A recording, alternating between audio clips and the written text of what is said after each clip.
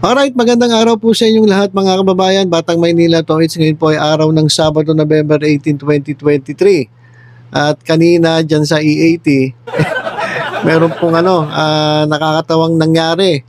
Kasi meron silang isang contestant dyan sa Mr. Cuticle. Sa sugod bahay po ito.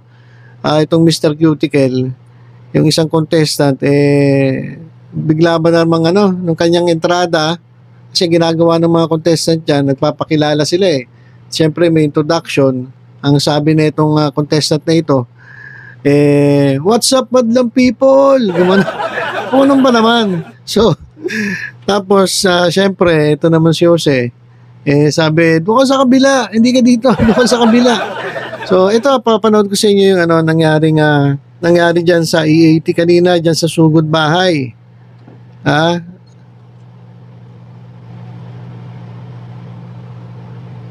Ito. Alam niyan. Ano? Coco consume. Ano po?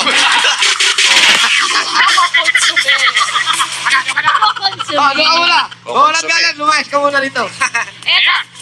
Mayor, pwede ba bago natin tawagin yung number 4? Ano? Pwede ba tayo manawagan? Ano? Yung nagpiprito ko ng bangus! Pahingi po kami! Amoy mo, Amoy na amoy po ng bangus kayo kami nagpiprito! Nandito na po kami. Pasala na lang yung mga ulam ninyo. Baka masarap, ha? Pakibaba na lang, pero ano po? Number cut! breakfast. Uy, sarap po, Joey! breakfast Naku, baka namin. breakfast din po ito! Ni Mr. Cuticle, number 4! Yeah! Wow! Batlang people! Yeah! Batlang people, doon ka sa kabila!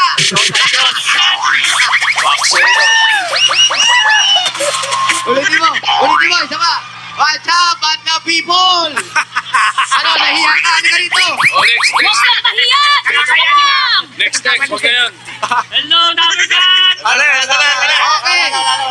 Okay. Kompletuhin na natin. Announcement! Kompletuhin. Ano yan? Ayan, okay. Shout out! Mga Double Cuts, may natalo na! Mayor! Patayin ka naman, Mayor! Bigyan natin ng chance! Bigyan ng chance, Okay, Mayor! maritas na lang kami rito. Okay Oo, kami. mamaya, yung pa Baka yung pa Yeah, makapagpangiti nagbibigay tayo ng saya lahat. Sige na. Ayan. Okay, ha? Ang importante, nakakapagpasaya tayo, ha? Okay na. Number cut na! Ito! Pakilala ka na. Number cut na! Nagulat kayo, no? Kala nyo si Jong Hilario ako. Sige!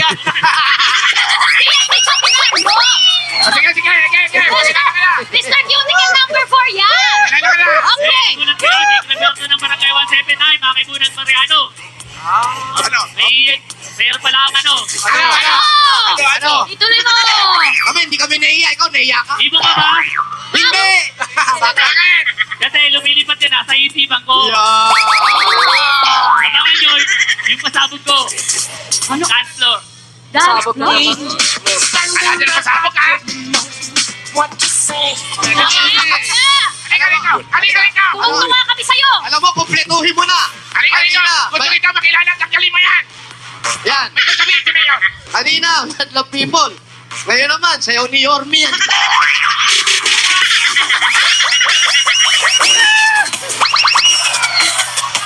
Wala pang pag-i-80 naman. Oo nga! Okay. Ngayon, nakita na po natin yung mga talent nila. Kaya tatawagin natin silang apat. Okay, so yan po yung yung nangyari kanina dyan sa E80. So itong contestant na to, kinompleto yung noon time show dyan sa kanina sa episode dyan sa Sugod Bahay. Unang-una, pinasok niya tong It's Showtime. Tapos ito, yung sayaw naman na ginawa niya dun sa kanyang pagpapakita ng talent sayaw ni Yorme. So kompleto na, may It's Showtime, may Tape Bulaga, at nandyan siya sa E80. Sabi ni Jose tuloy, wala ba diyang para sa E80? So yun yung nangyari kanina dyan sa Sugod Bahay. Itong si Tito Sen, ayaw na sanang patuloyin itong contestant. Kasi pasaway pasaway. Alam niya naman na nandyan siya sa E80. Tapos kung ano yung mga pinagsasabi. Pero tumuloy pa rin. Alam niya naman ng E80. kahit ganyan, hindi nila binabara. Kumbaga, pasok pa rin sa, sa good vibes. Kumbaga, ginagawa pa rin nilang biruan, bagamat nasampal siya ni Jose Manalo. Yung sampal naman na yun ay biro lang. So, kahit gano'n na, itong kagandahan sa AAT. Kahit banggitin mo yung ibang noon time show, okay lang sa AAT. Minsan, inuulit-ulit pa nga nila Kaya lang, sabi nga ni Jose Manalo, may natalo na. Kaya nung naglaban na, kasi may palaro yan yung kagaya kay Billy Revilla, may Jose Manalo. So, nung nag-game na yon pinagtripan ni Jose Manalo at hindi tinututok yung mic doon sa contestant number 4. So, ito yung nangyari dyan sa AAT kanina. Grabe yung nangyari kanina. Pero kagandahan talaga sa AAT, kahit ganun kahit ganun yung ginawa ng contestant, syempre pa rin sila, game pa rin sila sa biruan. Hindi katulad ng iba na pagkatapos na tanggalan ng mic, wala na, pinaalis na. Eto, binigyan pa ng pagkakataon. May ata siya, meron siyang premyo, nabigyan siya ng premyo. Bagamat siya natalo, meron pa rin siyang premyo galing sa AAT kahit kung ano-ano yung pinaggagawa niya yan sa sugod bahay.